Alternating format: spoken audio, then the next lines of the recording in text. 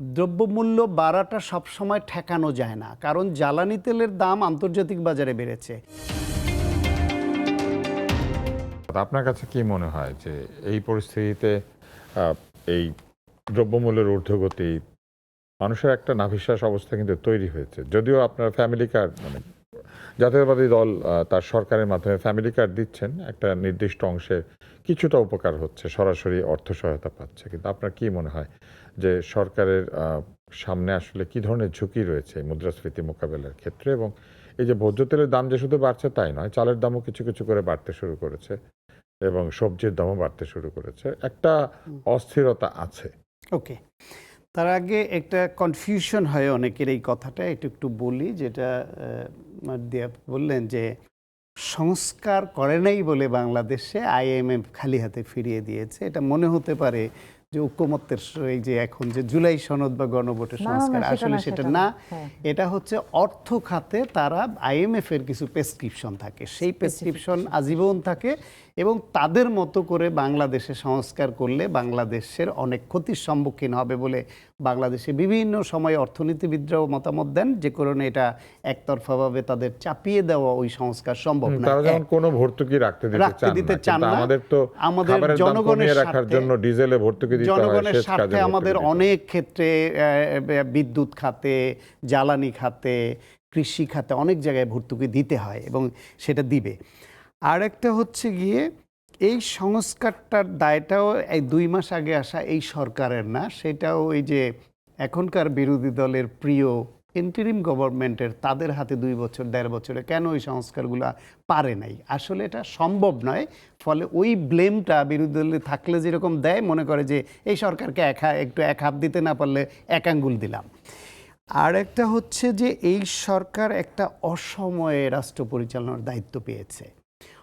একটা সরকার দায়িত্ব নিল একদম মুখোমুখি রোজা, তারপর শুরু হয়ে গেল ইরান যুদ্ধ, সারা পৃথিবী জুড়ে অর্থনৈতিক একটা অস্থিরতা, নানান রকমের অস্থিরতা, সারা পৃথিবীতে কোটি কোটি মানুষ দারিদ্র্য সীমার মধ্যে চলে আসবে আগামী 1 বছরে, সেই পরিসংখ্যান ইতিমধ্যে আন্তর্জাতিক সংস্থাগুলো দিচ্ছে। দরিদ্র হয়ে যাচ্ছে, তো পৃথিবী দরিদ্র হয়ে যাচ্ছে, দরিদ্র লোকের সংখ্যা, দরিদ্ররা আরও দরিদ্র হচ্ছে এবং যারা দরিদ্র ছিল না তারা দরিদ্র জনগোষ্ঠীর মধ্যে ঢুকে পড়ছে।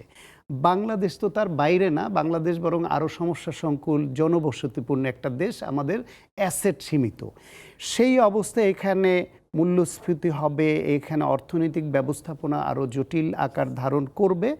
সরকার তার সক্ষমতা দিয়ে এটাকে ওভারকাম করতে হবে এবং বিরোধী দলগুলো যদি আবার সেখানে সহযোগিতা না করে রাস্তায় অ্যানার্কি তৈরি করবার কর্মসূচি নিয়ে যায়, তাহলে জনগণের তাতে আরও ক্ষতি বৃদ্ধি হবে।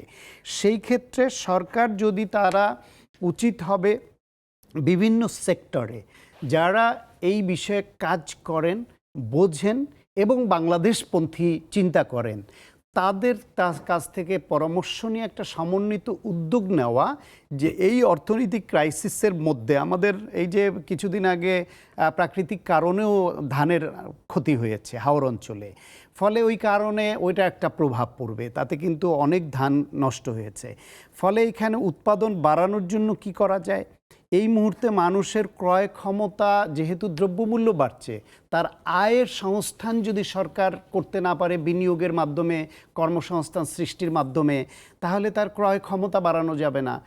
দ্রব্যমূল্য বাড়াটা সবসময় ঠেকানো যায় না, কারণ জ্বালানি তেলের দাম আন্তর্জাতিক বাজারে বেড়েছে, দেশেও বেড়েছে, তারপরও বেশ কিছুদিন না বাড়িয়ে থেকেছে সরকার। জ্বালানি তেলের দাম যখন বাড়ে তখন আপনার একটা জিনিসের উৎপাদন খরচ বাড়বে, কৃষির উৎপাদন বাড়বে, শিল্প কারখানা উৎপাদন খরচ বাড়বে, তার পরিবহন খরচ বাড়বে, প্রক্রিয়াজাতকরণ খরচ বাড়বে, প্রিজার্ভেশনের খরচ বাড়বে, মার্কেটিংয়ের খরচ বাড়বে। ফলে এন্ড অফ দ্য ডে গিয়ে তার কিন্তু যে বিক্রয় মূল্য, কনজিউমার যে যারা ক্রেতারা কিনবেন তাদেরকে বেশি দামে না কিনে উপায় নাই। এখন এটা বাস্তবতা, সেখানে সরকার কোন খাতে কতটুকু ভর্তুকি দিতে সক্ষম সেটা একটা বিষয় আছে।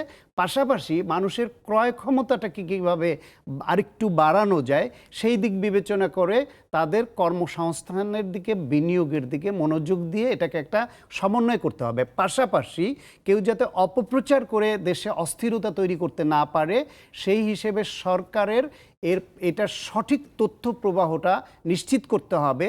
যখন সঠিক তথ্য প্রবাহ মানুষ পায় এবং তারা রিয়েলাইজ করে যে সরকারের সর্বোচ্চ আন্তরিকতা আছে এবং তারা সততার সঙ্গে সিনসিয়ারিটি নিয়ে চেষ্টা করছেন, তখন কিন্তু মানুষ এগুলো খুব বেশি রিঅ্যাক্টিভ হয় না।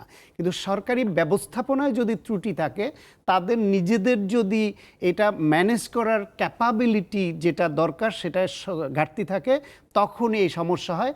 আর বিরোধী দল যদি এখানে উস্কানিমূলক এবং সরকার বিরোধী অবস্থান নিতে গিয়ে জনগণ বিরোধী অবস্থান নিয়ে ফেলে, সেটাও একটা সংকট তৈরি করে। ফলে দেশে একটা সুষ্ঠু রাজনীতির পরিবেশ, গণতন্ত্র, সংবাদ বা তথ্যের অবাধ প্রবাহ এবং সরকারের সক্ষমতা, এই অনেক কিছুর উপর ডিপেন্ড করছে ভবিষ্যতে আমাদের গতি কোন দিকে হবে, আমাদের দেশের মানুষ কতটা স্বস্তিতে থাকবে নাকি তাদেরকে আবার আমরা অতীতের মতো অস্বস্তিতে ফেলবো।